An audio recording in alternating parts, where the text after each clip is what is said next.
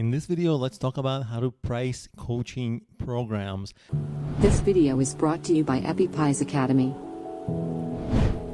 And this is going to contain many aspects of the pricing concepts that we talked about before, like should you tell how much it costs? Should you negotiate?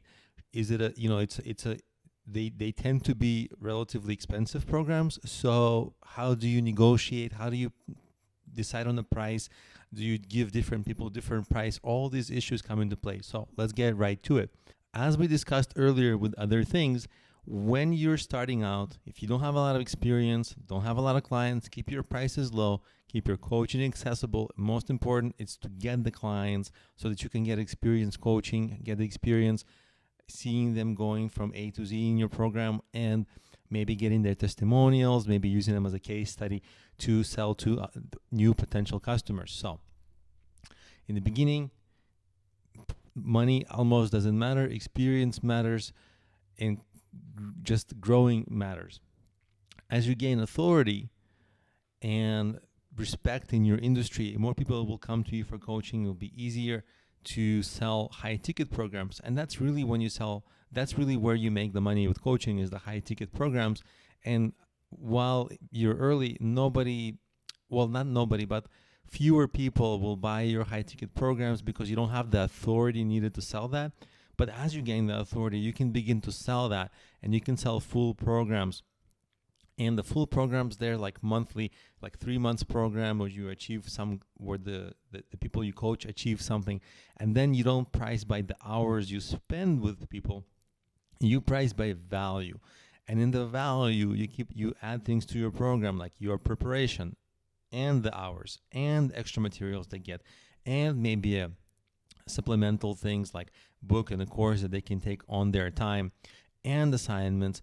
So there's a lot of extra things you can throw in there to make the perceived value of the program look very high-end and professional, and you can charge higher rates. So a 3 months program, depending on your experience, here I give the example of 1 to 5,000, which is actually a really big range. But the thing is that it just depends on your authority. If people are buying, if people don't see the authority, they won't overspend. But if you can make it appear as though you are more authoritative, show your experience, and help your previous clients more have those case studies, people will start being okay with paying a more lucrative prices. And you don't have to cap it at 5K. The price scales as you as an entity in your industry scale.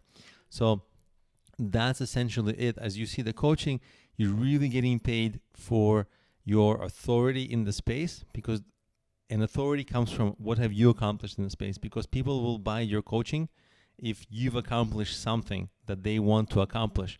And the better you've accomplished something, the more they'll be able to pay you for your programs. So there are websites where you can get hired for hourly coaching. For example, even on Fiverr.com, you can offer your services hourly.